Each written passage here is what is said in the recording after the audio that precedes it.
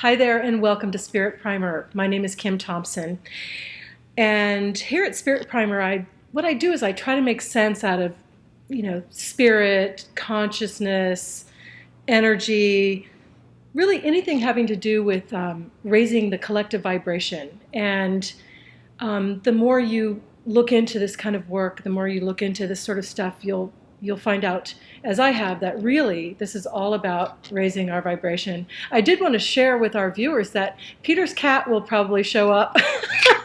She probably will. So don't be surprised, and my dog will probably bark, and that's just the way we do things here at Spirit Primer.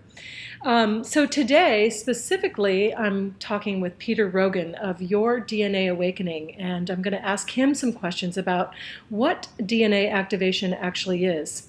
In the spirit of full disclosure, I have worked with Peter. We had a 5-session series, and I would say, I'm doing a lot of work, so I can't completely determine what's having which effect. But since I've done the work with Peter, I have really just felt so much more in some sort of alignment with something that's really groovy, is the best way I could put it. And one particular session I had was really intense, where I actually felt a really intense release of, I just felt gunky.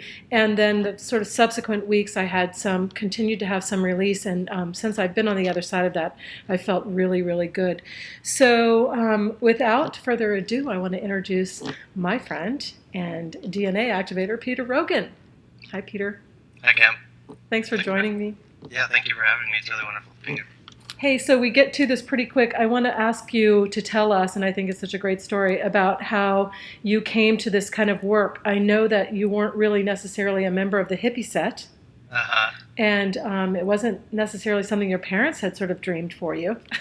For sure. And, I started out mostly in math and science and teaching and tutoring a lot of math at the high school level for many years, kind of right after I graduated from college, the first time with my degree in English. And then more recently I got back into school, and I went and just completed another bachelor's in physics.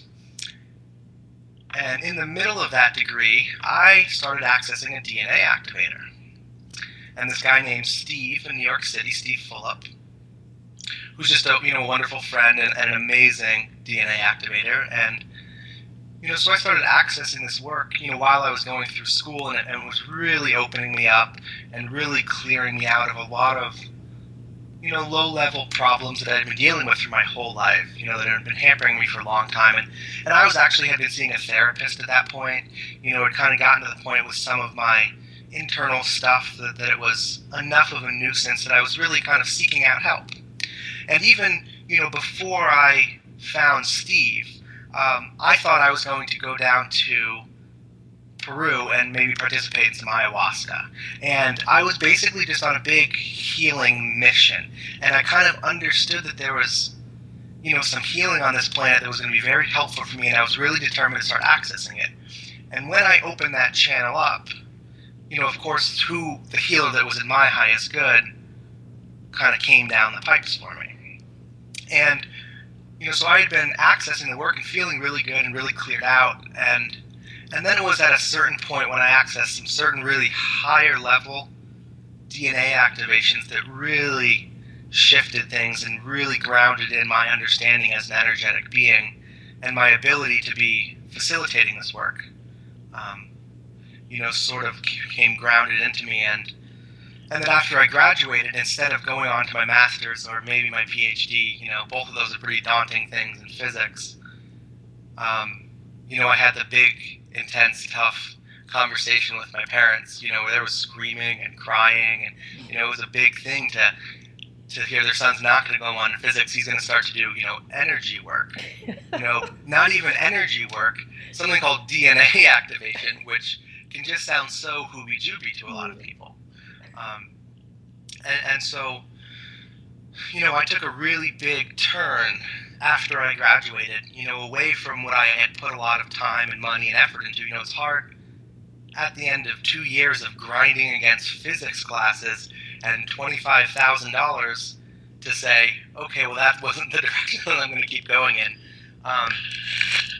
And that I always say I wouldn't be here facilitating this work without first having the work done on me. Because, the work really changes your ability to start living a life in line with your higher self will and less in line with your lower self will, so to speak. Very cool. And I've heard other people say this in other interviews, but as you're speaking, I can actually, I'm feeling a higher level energy. And it's Sure. So this stuff is real. That's why I want to get out and talk about it, because it's real. But would you say that your work in physics really, sort of ties together with the DNA activation? I mean, it seems like it goes hand in hand. Yes, absolutely. And that I think that it will continue to come together more and more. And, physics, hard science physics right now is offering us a lot of open doors, so to speak, that are not restricting what people are saying they're doing sort of to each other on a quantum level, so to speak. And I don't know if I should take this time to dive a little bit into maybe some of the physics behind what I understand as DNA activation. But the idea that we live in this universe that's kind of a dual nature of the matter here, meaning that things exist as a particle or a wave. And it's very just commonly referred to as the dual nature of matter. And also, light, light from the sun travels as a wave through space until it hits, say, a particle in a cloud. And then that waveform that's spread out all the way from the Earth to the sun instantly collapses into a point charge that we call a photon. Those are the particles, the packets of light energy that we can use. So light, as well, is also either a wave or it's a particle. And what we can't do is we can't ever create experiments where we're treating light like a wave and like a particle. We have to pick one side of the coin, so to speak, and then we can conduct experiments with that side of the coin, and they work incredibly well. So we can choose to treat light as a photon, as a particle, and we can create, hard science experiments that all run along just great. Or we can treat light like a wave, and we can create experiments where we're treating light like a wave and it works great. We cannot create experiments where those two are brought together. And it goes, a little bit into the idea of quantum mechanics. And the idea that, we can't quite know everything there is to know about a system. And that, quantum mechanics and Newtonian physics have not gotten pulled together on the hard science level yet. And, the idea that in quantum mechanics we're fundamentally restricted by what we can know because of kind of the size of what we're dealing with. And it's this thing called the Heisenberg uncertainty principle. And I'm maybe not going to go too much into that right now because it might just be a little bit too technical. It's already too much for me, by the way. Sure. And in terms of DNA activation and where this starts to come in, is the idea that we're doing experiments with the double helix DNA in labs that are producing very interesting results. And this is something called the phantom DNA effect that you can go check out and read, very easily and find credible sources. And the idea that we can take a double helix DNA strand and we can put it into a vacuum. And then we can add photons into that vacuum, light particles. And the photons all align up and take the shape of the DNA strand. And when we remove the DNA strand, the photons stay held in the same shape as the DNA, even without the DNA strand being there. And again, that's called the phantom DNA effect. And what it tells us is that light exchanges information with DNA. Okay. And so DNA is sort of like the receptors in our body that understand quantum wave type information. DNA is also heralded as the building blocks of life. So it's sort of that piece within us that can absorb and understand wave quantum encoded information and then enacts particle changes within people. And that's what you're doing, is processing these codes.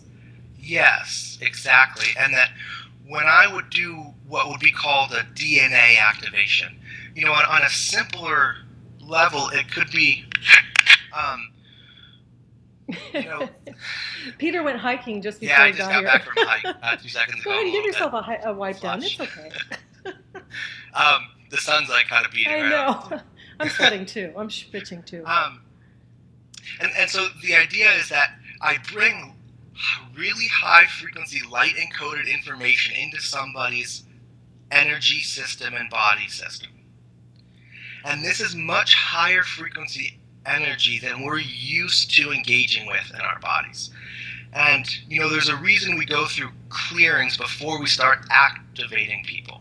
Okay. Because the idea is that when you bring this really high frequency into somebody's system, their whole body is going to adjust up to that level. And that can be slightly uncomfortable sometimes. Just as any sort of transition into a different state, it's kind of the idea that you're not going to have somebody go run a marathon before they've trained a little bit. And so you're not going to start bringing this really high frequency energy into people until they're cleared out enough to begin absorbing that in a healthy, joyful way. Because there's kind of two sides to this work. One is that as you're clearing people out and activating people, their energy is flowing in a much more high frequency state. They just feel better in their head. They have more energy and more clarity. And then the other side is that we're manifestors of our reality. And so distortions within our field show up in our life as problems. And so when you start to put people through these clearings, they start to manifest in a life free of those distortions. And those distortions can show up and manifest as jobs that people don't like, relationships that are suffocating people, friends that aren't in people's highest good, habits that aren't in people's highest good. Those are all manifested in line with our blockages. And then especially then as you start activating and bringing in really high frequency, well, people then begin attracting in a new higher frequency grid of people, places, and things into their lives. And again, it's that whole thing where without this work having been done on me first, I would have just stayed rolling along in my blockage-filled life, which, a degree in physics for some people doesn't seem like a blockage-filled life, but for me it was still something in line with a 3D fear-based, unsure of my future paradigm, right? That I was kind of just doing because it was like something that satisfied my ego, satisfied my whole family, because there's a lot of pressure to live how you're supposed to live from everyone around you and the society and the culture. And it's much easier to go hang out and talk about how I have a PhD in physics. Yeah. That really lights people up. People love that, and then to go and having to start bring in information that pushes on people's paradigms of understanding of this world is a very difficult thing to do, and it's not the most easy path, to take, is to sort of take this on, to sort of step out into your role to be helping, Earth shift. Right. Did you feel like you had a choice? For me, this is stepping outside of my comfort zone, although I have to say that since I've done the work with you, I feel much more comfortable with this hat that I'm choosing to wear. But it's almost like I don't have a choice. Of course Sure. I have a choice, but I just can't make another choice. Did it sort of feel like that to you? Yes, absolutely. Yes, that phone call that I made to my parents to, was almost like an intense need to go do that. But it was also very freeing because, I remember thinking at one point, my parents are incredibly loving, they're supportive. I have an incredibly close relationship with my parents. My mom is very supportive and into the work. My dad is not into the work, but he's very supportive and very connected and loving. And that I always thought that there was going to be just a side of me, like a piece of me, that my parents were just never going to understand or know. I was just kind of resigned to that. I was like, well, it's just going to be way too hard to help them figure that out about me. You know, that like really secret, special place in me that was always kind of driving me. You know, I think probably, you know, drove me in physics, it drove me in music before that. You know, just an intense desire to kind of create and be engaged in something really special was always very heavy in my field. And was always something I just thought was just going to go kind of tamped down, you know, which is what happens for most people. And the idea that, you know, activating people is completely different for each person, because it's the idea that each person already has sort of missions and gifts that they're here to be spreading. And that as you get more in touch and more high frequency and you start to manifest in a life not in line with your blockages, well, you start to manifest in a life that's your highest good. And so kind of activating each people kind of sends them off, not into the same thing, all off into their different highest good reasons for incarnating here. Cool. Excellent. So let's see here. I think I've got a few questions that I wrote down that I wanted to ask you specifically. So we've talked about what the actual activation is. Can you tell me or explain easily how that relates to spirit? How is it touch spirituality and all that is? Absolutely, and I would say that each, you know, activation is designed, you know, with those first initial activations, you know, because there's a lot that can be done with this work in terms of very specific energy exchanges, but that, you know, those initial DNA activations or DNA awakenings or whatever you want to call them could be thought of a lot as an initiation, and that these initiations have been on this planet forever. They usually just get handed down in really secret ancient ways in like the Vedic yogi traditions in India, from guru to master.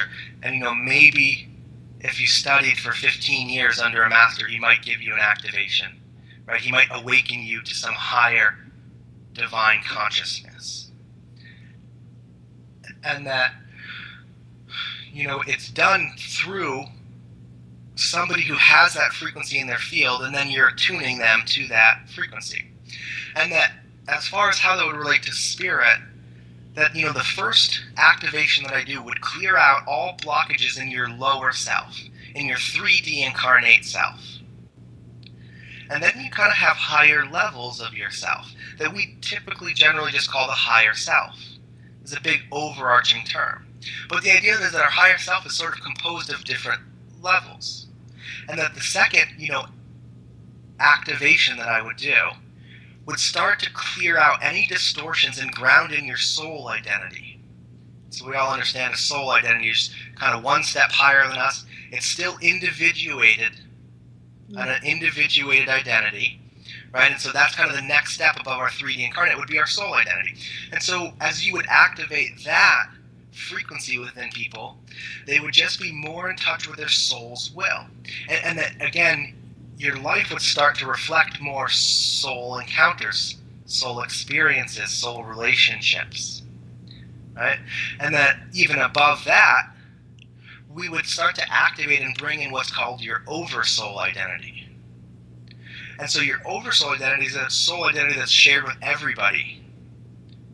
And so, as you can imagine, when you start to ground those frequencies and that consciousness inside somebody, well, they start to engage in real feelings of unity. You know, not just talked about unity, but real unity, right? Because you're then grounding in levels where you are sharing something. And then even above that, we could start grounding in, you know, simply what could be called people's avatar identity. And you know, so you hear about, you know, things like a Christos avatar identity, and that you hear about living avatars and avatars of the past. And that those were, again, humans like us who had grounded in fully those identities of themselves. Jesus, Buddha, the 21 Buddhas before Jesus, who Jesus was a part of their lineage, just a westernized version of it. And that, we're in a time where rather than having one avatar incarnated at a time on this planet, we're moving into a time through this shift where we're going to have dozens and hundreds and thousands of people grounding in those levels of themselves. And why is that? Why now? There's natural cycles of Earth that are happening, and in terms of, there's a lot of talk about a 26,000 year cycle that we're kind of at the pinnacle of, and there was all of that hullabaloo about the Mayan calendar ending, right, in 2012. And that there was a lot to that, that didn't just come out of some surface Americanized doomsday thing, that was all very tied in stuff to a lot of cycles that were going on. And that normally all planets, all life everywhere is going through these ascension cycles. They're shifting in frequency. And normally Earth rolls right along through these frequency shifts. But what happened is that we have way too much darkness and density on this planet to be shifting the higher vibrations of unconditional love and joy and unity. It just wasn't going to happen. And so it's even the idea that me sitting here saying I can clear out some of your low-level blockages and start to activate you is a somewhat unnatural thing that we're needing to do.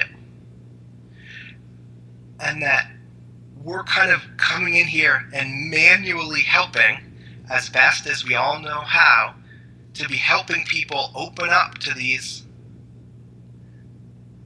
frequencies of unconditional love and unity that are kind of bombarding the planet.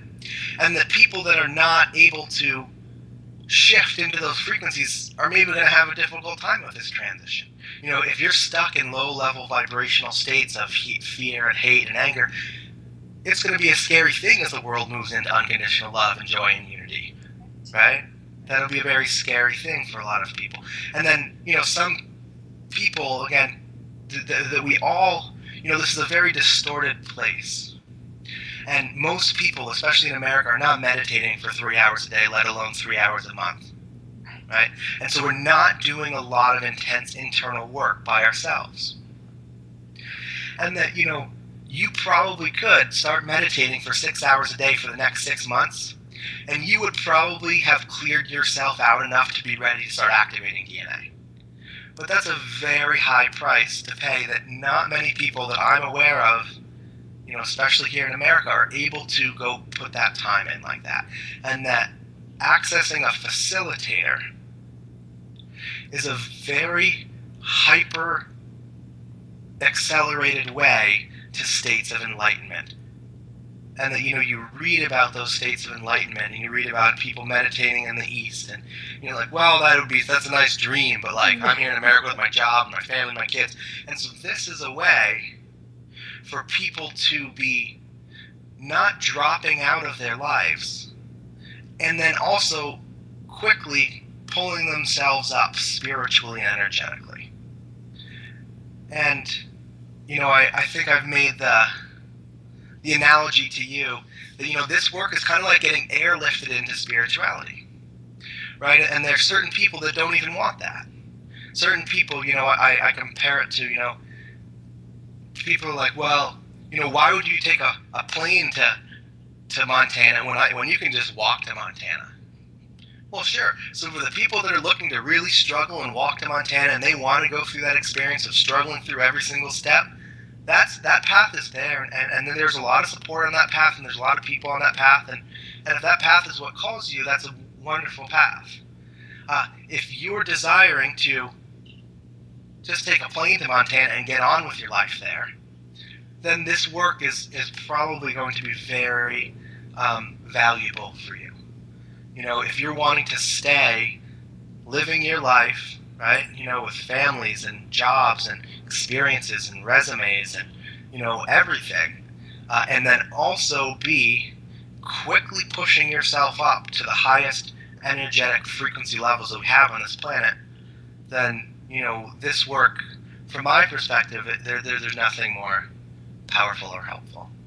And I think the thing that I want people to understand is that there's a reason why, and you've touched on it, that the planet and the cosmos, there is this change in frequency that's happening, whether we want to believe it or not. It's Sure. happening. And I've read too much to believe that these people are all, this is some sort of weird conspiracy that they're all going to talk about it.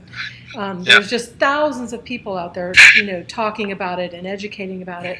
And so it's really whether we want to go along for the ride or not. And I'm always one of these people, I don't want to get left behind. I did sort of get caught up in the December 21st hullabaloo. It's actually what got me here, because I didn't want to be left behind. I had a sense that, and especially I don't want to be left behind when the carrot is love and unity. Yeah. It's almost hard to fathom, I think, and still in my 3D place, it's almost hard to really fathom what that would be like to live in that world, that I'm certainly interested in helping to create it, if it's at all a possibility. So I also want to say that, I didn't just do the 5 sessions with you and then, keep smoking my pot. Sure. I'm doing meditating, and I'm cleaning up my diet, and I'm sleeping right, and I did start to exercise. So I'm doing a lot of other work that supports this, but I do believe that it is this sort of compressed action that has allowed me to feel as good as I do today. So I'm excited. Do you want to, I forgot to ask you, are you demonstrating anything? No pressure, but are you demonstrating? I can. If you want. You mean in terms of I could facilitate a little clearing here for people who are... Sure. Yes, I absolutely can. That'd be great. And so you're interested in me doing that right now? Yeah, if you're into it. Okay. Yes, again, absolutely. I didn't mean to put you on the spot. And so, so since Kim brought up this opportunity, what I'm going to do is I'm going to now facilitate an aura clearing for everybody who would ever be watching the recording of this. And after I do this, I'll start talking a little bit more about how that's even possible. Cool. Because this work could be weird enough when you're accessing it live one-on-one, and then even another step of belief further sometimes for people, the idea that you can be getting it through recordings. And so I'm going to go ahead and kind of go through this, and then I'll talk about it as this clearing's happening on people. Cool. Thank you. So I'm going to connect to the higher self of everyone watching this recording and anyone who ever will watch this recording. Aham Brahmasmi Taishan Tadai. So I honor you from my highest divine self to your highest divine self.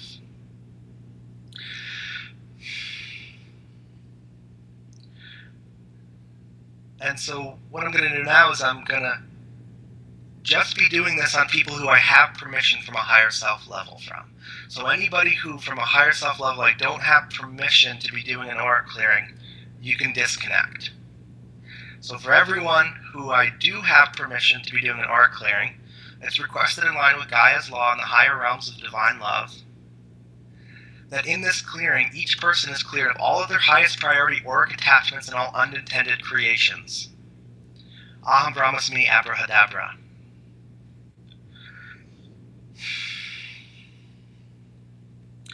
So I'm going to activate the auric override code on each person's 4 brain centers, their 15 chakras, and their DNA template.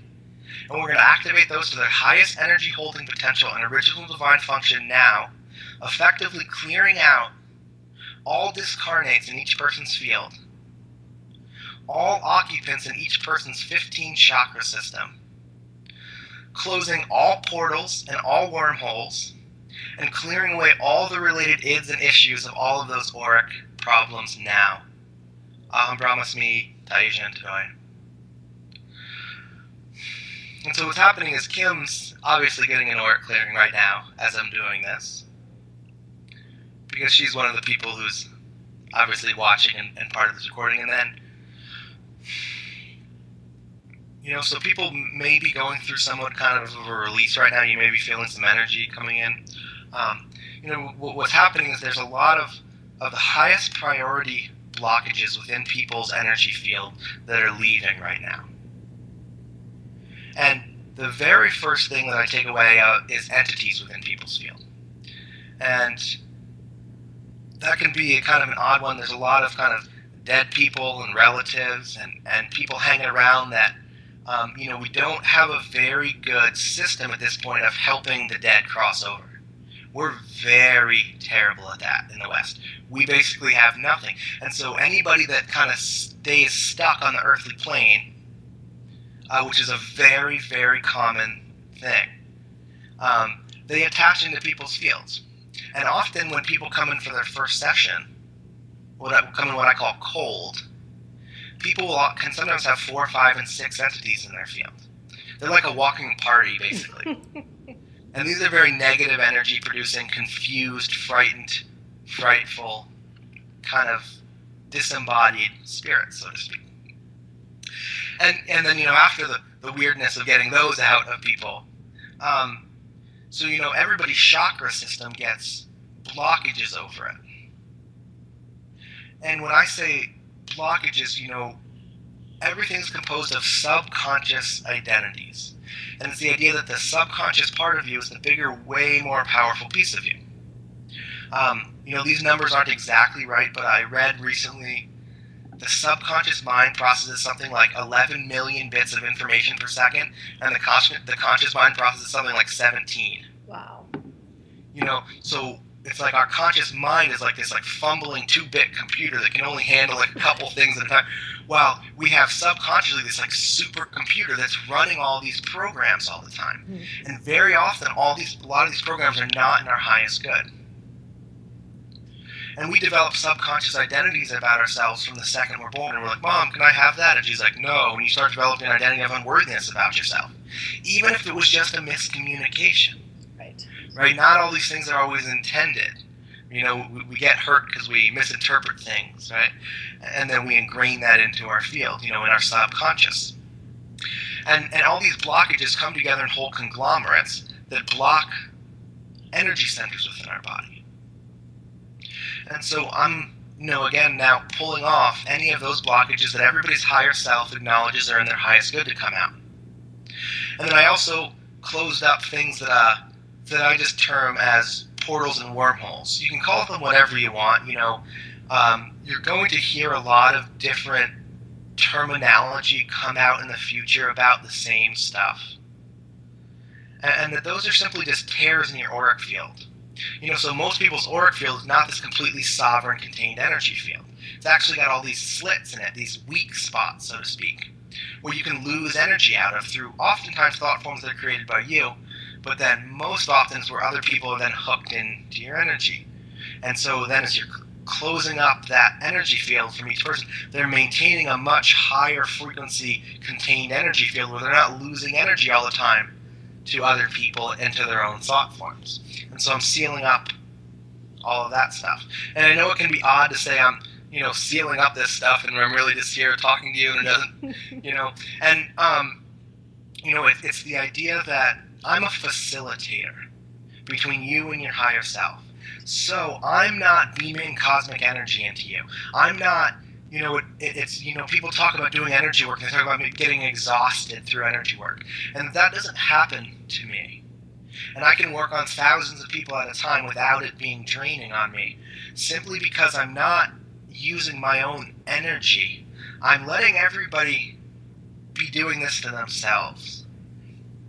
And it's the idea that people have always been able to get in touch with their higher self. Again, it just used to mean going and meditating in a cave in India for 30 years, and you would hear about people reaching states of enlightenment, of grounding in their own higher self at bigger and bigger levels, right?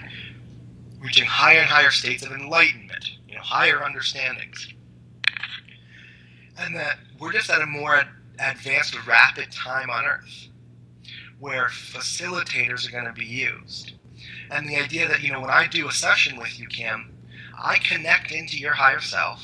So anyway, well, so I used to connect into people's higher selves. There's a lot done through hands. Our hands are very powerful. The left hand in particular is a very direct connector to higher self.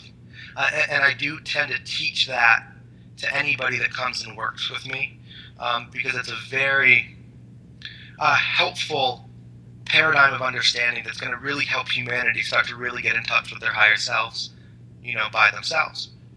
And, so I'm just connected into people's higher selves, and then I'm just saying, go clean the kitchen now, right? Okay. And you're doing all of the work to yourselves, right? And then I'm like, well, how's the bathroom look? And they're like, oh, it needs to get scrubbed. And I'm like, okay, clean the bathroom now. Okay. And then the higher self goes in, and the idea is that actually, all of your own higher selves are your own healers and your own activators, right? And that, the whole point of coming to me is that at a certain point, you never need my channel or my energy again, right? You come to me and you do enough, you're going to get set up to where you can be doing all this clearing on yourself. You can be activating yourself, your family, your friends, clients if you're interested. And it's very interesting in terms of many healers. If you were to say, teach me what you do, they would say, not in a million years could I teach you to do this intuitive thing at a higher self level that I do. And that this work is very teachable and easily passed on to people. And that, it's very early in the game, and I'm out here, doing a lot of this work, pretty early on, but that, it's not just going to be a couple special people that can be doing this work. This is a whole global shift that's going on. This shift is going on whether I'm here doing this work or not, right? And that's a very important part of helping people with this work, is that, this work is so powerful that some people sometimes get the shift confused with this work. Does that make sense? And I went through my levels of that as well, where this work felt to me like, oh, whatever people were kind of like waiting for on December 21st, I got with my first golden DNA activations. I was like not waiting for anything. I was like crown chakra open, like getting intense downloads, energy in my body just drastically different than anything I'd ever experienced. And so, this work provided some of those idealized experiences of what people kind of understand we might be going to. And that this work is just a hyper accelerated way for people who are looking to really move to the highest frequency state possible they can at the moment. They will. And that going through this work is different than going through this work 2 years ago. Right. Because you're opening up in a different energy field. Yeah. Right? My ceiling has changed. Exactly. Your ceiling has changed. And I know, there's some people who have been doing this work since like 2002 for a long time, 10 or 11 years. And, they're just wonderful people. I've heard them kind of jokingly complain that, I spent 10 years meditating to like open my third eye a little bit, and now all you kids are coming in and stepping in, and 6 months later you're just like at these like super spiritual states that took most people years and years and years to get to. And don't you think though that that's because it's so necessary? Yes, absolutely. And we live on a planet where we just ended our second entire world war by dropping nuclear weapons on our own species. Right. We're not, and we've been at war since then, and people have, we talk about people, have trouble meditating for 3 hours a month. People have trouble, not doing crack in this world. There's a lot of really low-level stuff still going on, and that there's just so much help, and people are in therapy left and right, successful people on the outside, people that you would imagine have everything. There's still a certain spiritual thing missing. And I even, talk about the idea that, we almost have things inside of ourselves to engage in spirituality in the ways that we have opposable thumbs. And that for thousands and thousands and thousands of years, we have been a species that has engaged in spirit. And it's been very, very recent that we've been a species and a culture that have cut ourselves off from that. And that, the idea that we have engaged in ritualized, ceremonial, religious experiences as a species forever, basically. This much, and then this little much is how much we've known. And it's the idea that we've developed opposable thumbs through all our encounters and needing them, and that we've developed there's a place within us for spirituality, and that most people don't have that filled right now. Some people, sure, go smoke weed and go dance at a Grateful Dead concert. Right. Nothing wrong with that. There's nothing wrong with that at all. There's nothing wrong with anything. Right. That's so true. But that, it's like, why is there so much anxiety and depression? What is it that's so missing? We have everything. We have all our creature comforts. What is that inside people that's not okay? Right? What's missing? You need to kind of fill out people on the physical, emotional, mental, and spiritual levels, or they're going to end up with some sort of problems. And so this is work that facilitates really, sort of a quick access to spirit. And I think that for me, I was in that spot where my life was good on the outside, on paper. Everything is good. I have a great life, but I just couldn't feel it. Yeah. And I just, had a lot of angst around that. What's wrong with me? How come why don't I feel good? And then again, it wasn't until I started doing this work that I really felt like I'm becoming some sort of conduit for this energy. And I just want more of it. So I did the 5-session package, which I think included 2 DNA activations, right? So there was some clearing, and then the 2 activations. And then what would I do next? What you would do next would be something that would be called, there's a whole lot of directions that you can be going. The next best step would be accessing something that I'm calling the Future is Now codes, which are a certain version of kind of like golden DNA activations from future timelines of myself. Okay. Which is maybe going to be an odd thing to start to get into a little bit now. But basically they are such high frequency codes that you really need to make sure that people have processed and gone through a level where they're ready to take them in. So you think I'm ready? And, what's that? You think I'm ready?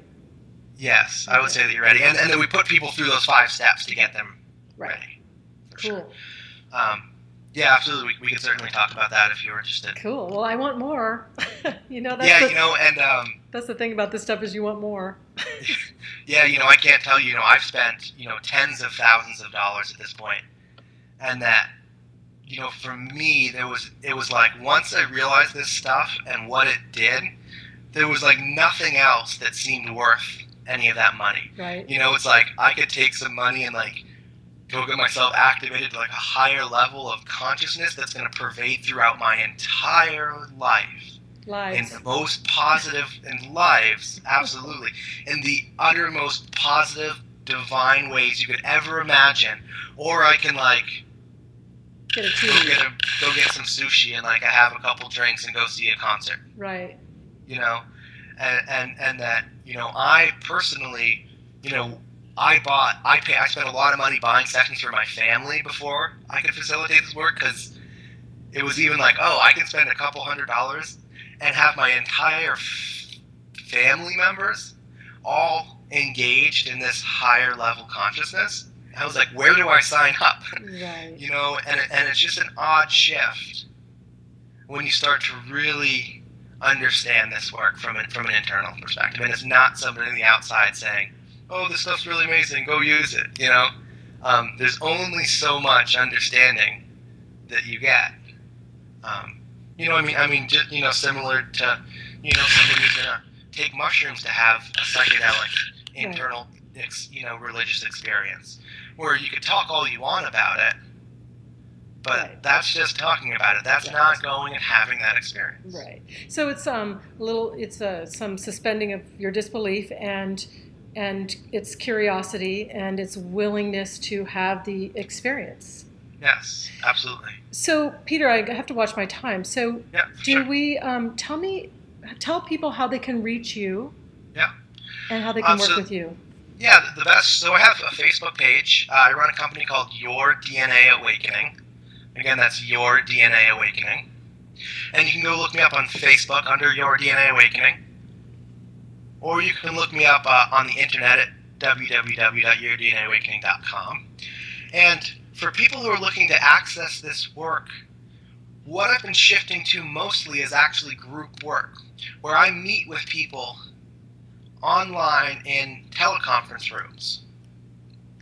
And I have a big presentation. It's very interactive and supportive, and that it's a more economic way for people to be accessing this work. And that I would put people through all 5 of those steps, plus much more. And you experience when we did one-on-one sessions, we also pull up other codes and we just do sort of as much energy work as that person can handle at that moment. You're very generous that way. Thank you. Sure. And that as well in those group sessions, each group session probably has about 4 to 5 energy exchanges through it, not just sort of one auric clearing. It would be an auric clearing, and then white light chakra cleanser, and then an abundance activation, and then all of these other things going on for you in that session. And then also you would receive all those recordings for life, so that you would actually then have those sessions for life, which is really an amazing thing. Because what happens then is if you feel like 6 months later, you're like, ooh, I could stand to have another clearing. I'm feeling like some more gunk built up, you can just go watch that. And so I should maybe tell you right now, too, Kim, that anybody that's worked with me one-on-one in the past year or so, I'll be contacting eventually, and I'll be at least getting some recordings, too. Okay. So they also, when people come work with me, they actually are going to be receiving that energy work for life whenever they're desiring it. You kind of take me out of the bottleneck, so to speak. Cool. And so, I charge $200 for one-on-one sessions, or I do the entire group work series for $196, or I charge $49 for each of those individuals, and I do it at a discount of $196. And for the people who are watching the Spirit Primer, I can offer, an even better deal where I'll offer access into the group work. So all 5 steps, plus a lot more energy work for $196. Plus, I'll throw in a free one-on-one session. Ah, that's so great. For anybody that's here watching this. And to access that, because this is just kind of a recording, the best way would just be writing me an email. Again, my name's Peter Rogen, and you can reach me, peter@yourdnaawakening.com, and just let me know you would be interested in the Spirit Primer deal. And then I can arrange that and send a link along that will allow people to be accessing that. And so my next group work actually starts on July 1st. Perfect. That's so cool. And should we say, I'll leave it up to you, but there's probably a time limitation on how long they can get the special deal. Sure. And I'll post it on my Facebook page, and you can. Okay. And let's just say maybe up till that next group session starts. Okay. Right. So anybody who's interested in getting into this next round, that deal will be open for. Great, Peter. I'm going to sign off because we're way over time. But how do you talk about something as complex as this in a half an hour? I kind of suspected we would go over. And you're always so generous with your time and information. And anybody that wants to do the work with Peter, you'll find, a lot of times the running of the codes doesn't take so long, but he's just so willing to talk and explain and process with you about what's going on for you and for your highest good. So for right now, it's Kim Thompson signing out with Peter Rogen and Spirit Primer, and we'll talk to y'all soon. Thank you very much, Kim. Thank you. Can't remember how to turn off my call recorder. There we go.